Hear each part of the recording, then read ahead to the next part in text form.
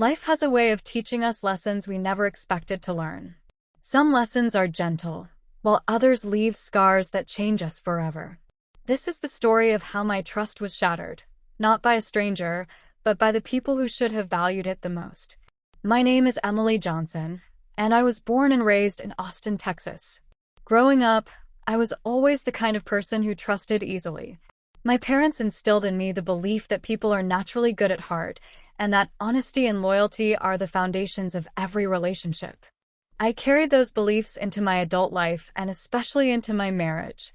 When I first met Michael Anderson, he seemed like everything I had ever dreamed of in a partner. We met during a summer charity event in downtown Austin.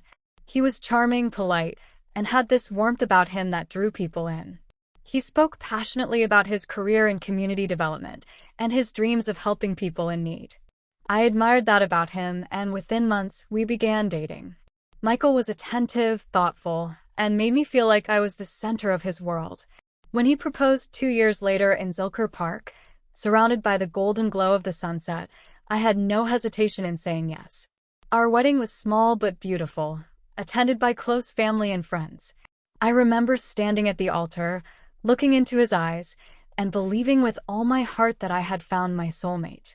For the first few years, everything seemed perfect. We moved into a cozy house in North Austin, filled it with laughter, and even adopted a golden retriever we named Max. Michael's friends often came over, and I tried my best to make them feel welcome. They were part of his world, so naturally, I wanted them to feel like part of mine too. But over time, I began to notice small cracks in the foundation of our marriage. Michael's work hours became longer. He started spending more time with his friends than with me. At first, I brushed it off, telling myself that he needed his own space and that friendships were important. But then the little things started to add up. He became secretive with his phone, often stepping outside to take calls. He would dismiss my questions with a laugh, saying, "Emily, you worry too much. It's just work stuff or the guys joking around." But the unease in my heart grew stronger. One Friday evening, Michael told me he was going out with his friends for a guys' night. Normally, I wouldn't mind, but something about the way he said it felt off. He avoided eye contact, and his voice carried a nervous edge. I tried to push my doubts aside, but curiosity got the better of me. That night, after he left, I decided to call his best friend Daniel Miller, under the pretense of asking about a charity fundraiser we had once discussed. To my surprise, Daniel hesitated before answering and then blurted out, "Wait, isn't Michael with you?" He told us he had plans with his wife tonight. My heart sank. Confusion turned into dread. Why would Michael lie to both me and his friends? I didn't want to jump to conclusions, but I couldn't ignore the red flag waving right in front of me. When Michael returned home past midnight, I asked him directly where he had been. His face went pale. Instead of answering, he got defensive, accusing me of not trusting him. It was the first real argument we had ever had, and it left me shaken. Over the next few weeks, the lies became harder to ignore. I discovered receipts for places he never mentioned going to. His credit card showed charges for expensive dinners I wasn't a part of. And then, one day, I overheard a conversation between him and his friend Jason Clark when they thought I wasn't home. Jason's voice was low but serious. "Mike, you can't keep this up. You're hurting Emily. She deserves to know the truth." Michael's response broke me. "She'll never find out. She trusts me too much." In that moment, it felt like the world around me collapsed.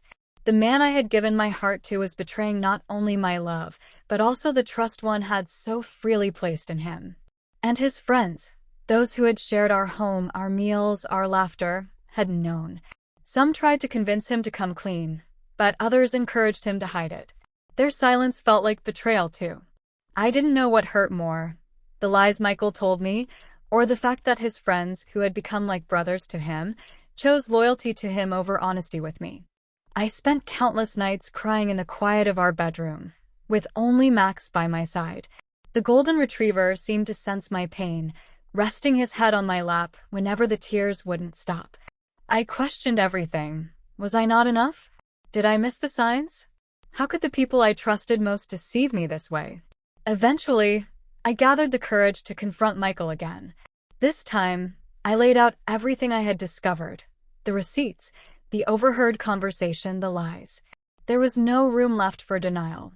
He sat in silence for a long time before finally admitting that he had been hiding things from me.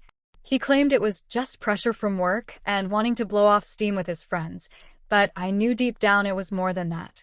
The details didn't matter anymore. What mattered was that my trust had been broken.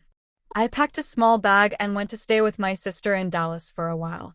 I needed space to think, to breathe, and to heal. Michael called me repeatedly, apologizing, begging me to come back. Some of his friends even reached out, saying they regretted not telling me the truth sooner. But apologies couldn't erase the pain. Healing wasn't easy.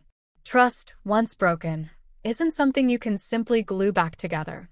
It takes time, patience, and a willingness to forgive, not for them, but for yourself. I attended counseling, leaned on my family, and rediscovered the strength I thought I had lost. Months later, I returned to Austin, not to rekindle the past, but to start a new chapter.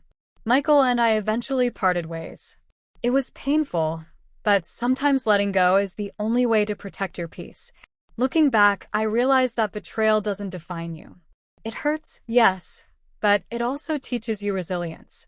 I learned that my worth isn't tied to someone else's choices. I learned that trust should never be given blindly, but earned through consistent honesty and respect. And most importantly, I learned that even in the darkest times, there is always a path to healing.